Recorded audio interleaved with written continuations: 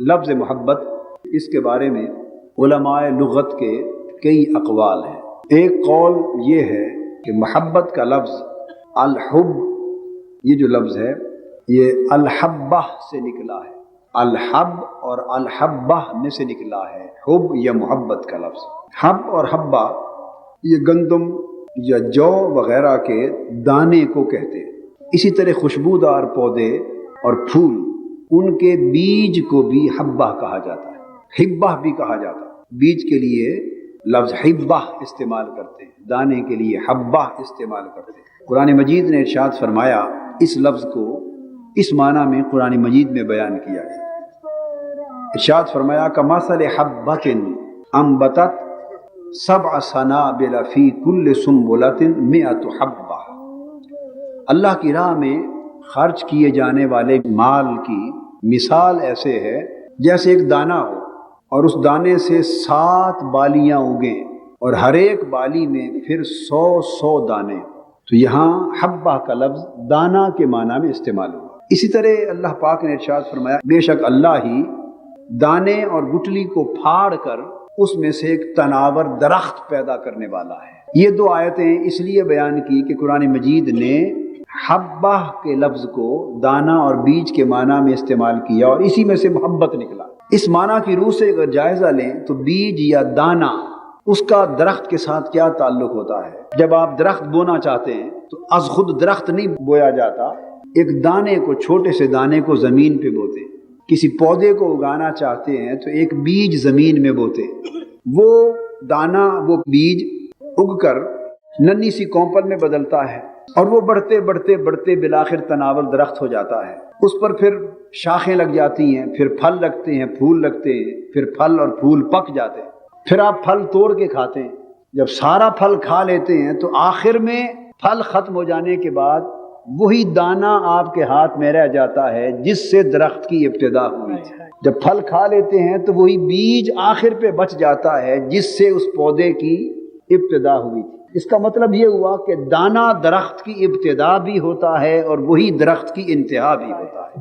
دانہ درخت کا اوریجن بھی ہے اور دانہ ہی درخت کا یا پودے کا اینڈ اور آخری مرحلہ بھی ہے۔ دانہ درخت کی اصل بھی ہے اور دانہ درخت کا ماں حاصل بھی ہے۔ جس طرح دانہ اور بیج، اب اس میں شاخیں نکلیں گی، پھل لگیں گے، پھول لگیں گے، پھل کا جو ذائقہ ہوگا وہ پھل نے کہیں سے حاصل نہیں کیا، وہ ذائقہ اس کو شاخوں نے نہیں دیا، وہ ذائقہ اس کو تنے نے بھی نہیں دیا۔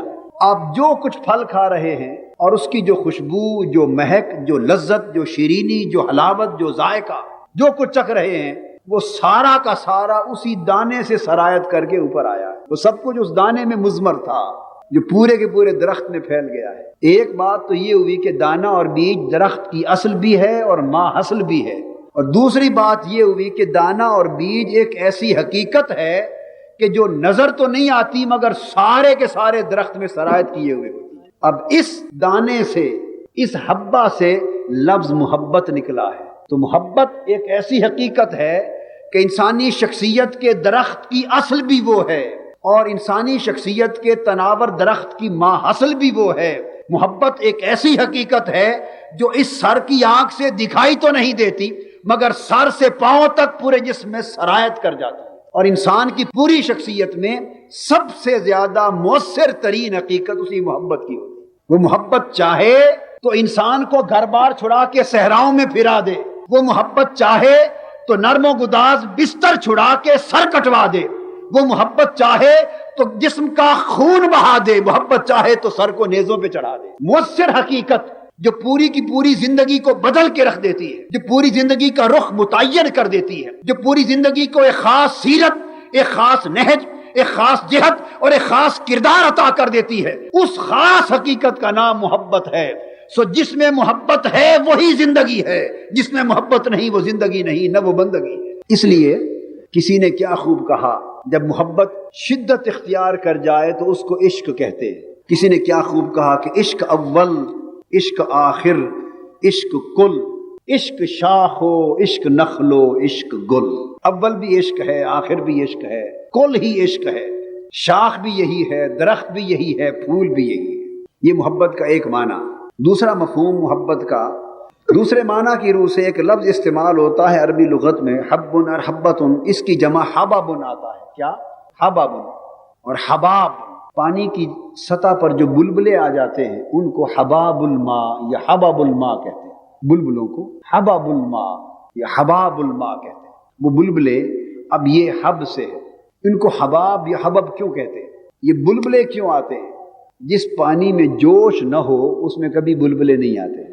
आप पानी को आग पे रख दें, उसको बॉयल करें, जब तक थोड़ी थोड़ी तपश होगी फिर भी बुलबुले नहीं आएंगे, और उसमें जोश आ जाएगा तो पानी के अंदर का जोश बुलबुलों की शक्ल में जाहिर होना शुरू हो जाता है। तो बुलबुले पानी के अंदर की तपश, उसके अंदर के वलवले, उसके जज्बे, उसके जोश और खरोश का इजहार होते हैं। इसी तरह जब मूसलाधार बारिश होती है या आबशार का पानी किसी जगह गिरता है तो जब तक तो पानी में सुकून रहता है, बुलबुले नहीं आते।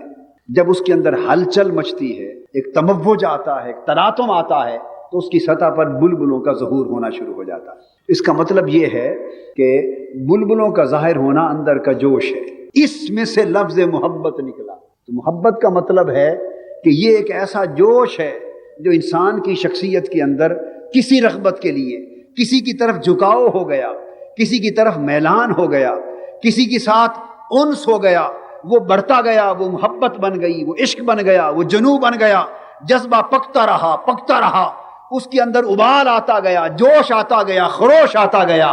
तो वो कैफियत जब इंसान की ज़िंदगी के मुख्तलिफ अहवाल से ज़ाहिर होने लगे और उसके दिल में ऐसा जोश मारने लगे कि न दिन को आराम करने दे न रात को सोने दे, उसकी आंखों में जोश मारे तो आंखें बरस पड़े, उसके दिल में जोश मारे तो दिल तड़प जाए, उसके वजूद में जोश मारे तो जिस्म तड़प जाए, उसकी जिंदगी में जोश मारे तो जिंदगी बेताब हो जाए। तो जब जज्बा इस हद तक जोश पे पहुंचता है तो जोश की उस कैफियत को मोहब्बत कहते हैं। तो जब मोहब्बत आती है तो इंसान बेकरार हो जाता है, मोहब्बत वाले मुस्तरिब होते, ये अलामत है मोहब्बत की।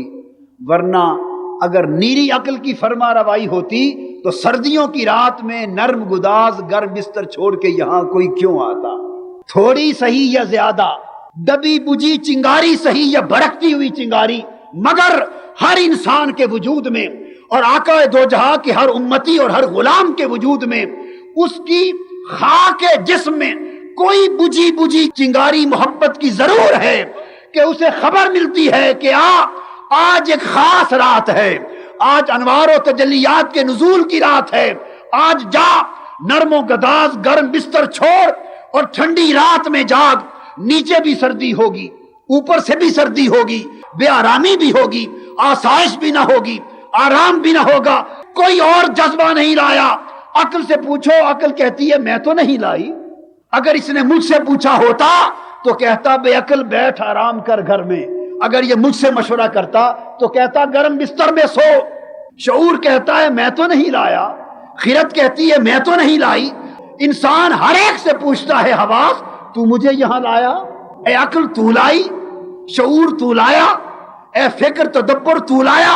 हर एक ने कहा मैं तो नहीं लाया। उसने जाग के देखा एक जज्बा अंगड़ाई ले रहा था, वो जज्बा मोहब्बत इलाही था, वो चिंगारी इश्क़ खुदा की थी। वो बोली मैं तुझे गर्म बिस्तर छोड़ के ठठरती सर्दी में ले आई हूं, इसलिए कि ए नादा एक रात जाग, ये चिंगारी जो बुझ रही है शायद कोई हवा आए और चिंगारी शोला बन जाए, शायद रहमत का कोई झोंका आए, शायद मालाए आला से कोई झोंका नीचे उतरे, शायद आलम बाला से रहमत की कोई फिजा आए, शायद गुंबद खजरा से निगाह उठे, शायद मदीना की वादियों से कोई हवा का झोंका आए और ये ईमान की चिंगारी, ये ईमान की हरारत, ये मोहब्बत की चिंगारी, ये इश्क की चिंगारी, ये तलब हक की चिंगारी, ये विसाल हक की चिंगारी, ये तलब आखिरत की चिंगारी, जिसे वादियत ने बुझा दिया है, जिसे हिर्सो हवा ने बुझा दिया है,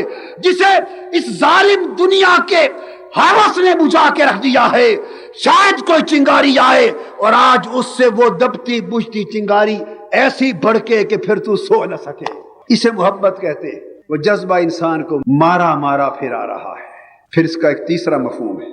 अरबी जुबान में ऊंट अगर किसी जगह जम कर बैठ जाए और इतना जम के बैठे कि आप उसे डंडे मारें, आप उसे तीर मारें, उसे पत्थर मारें, ईंटें मारें, एड़ी चोटी का जोर लगा दे वो न हिले, डट जाए, कभी अपनी जगह से न हिले और जम के बैठ जाए, तो उस ऊंट की जम के बैठ जाने को कहते हैं अहब्बल बईर, कि ऊंट ऐसा जम के बैठ गया कि अब कोई झोंका और कोई तकलीफ हो इसे अपनी जगह से हटा नहीं सकती, ऐसा जम के बैठ गया। अहब्बा इससे लफ्ज़ मोहब्बत है। तो तीसरा माना मोहब्बत का ये है कि वो कैफियत अगर बंदे को नसीब हो जाए तो कोई कत्ल भी कर दे, टुकड़े भी कर दे, मगर महबूब का दर न छोड़े। मोहब्बत वो कैफियत है जो बंदे को इस्तिकामत दे दे। फिर लाख खतरात आ जाएं, शिद्दत की परेशानियां आ जाएं, लनब्लुवन्नकुम बिशैय्इन मिनल खौफ वल जूअ व नक्सिम मिनल अम्वाल वल अनफुस व समरात, सब कुछ लुट जाए, तकलीफें आ जाएं, मसाइब व आलाम आ जाएं, मगर ऐसा सब्र व इस्तिक़लाल का पैकर बना देती है मोहब्बत कि फिर अगर बलाल को जो मोहब्बत का पैकर हो जाता है, सरदारान कुरैश तपती रेत पर लिटाते, उनके जिस्म को नंगा करके मक्के की गलियों में घसीटते, मगर इश्क की भट्टी पे पका हुआ जिस्म, उस पर कोड़े भी मारे जाते, गर्म सुलाखों से दागा भी जाता, नाकाबिल बर्दाश्त अज़ियतें भी दी जाती, वो बेहोश भी हो जाते और मौत व हयात की कश्मकश में रहते। लोग समझते कि शायद या मर गया और अगर जी पड़ा तो अब छोड़ देगा अपने महबूब का नाम, लेकिन बेहोश कैफियत के बाद भी जब थोड़ा सा होश आता तो उसकी मुंह से आवाज निकलती अहद अहद। वो कहते बाज आ जा, रब्बे मोहम्मद को छोड़ दे। तो हजरत बिलाल कहते कि न मोहम्मद छूटेगा न रब्बे मोहम्मद छूटेगा। तो मोहब्बत की कैफियत इंसान को वो इस्तिकामत दे देती है कि फिर दुनिया इधर से उधर हो जाए मगर उसके पाए इस्तिक़लाल में तज़ल्ज़ुल नहीं आता।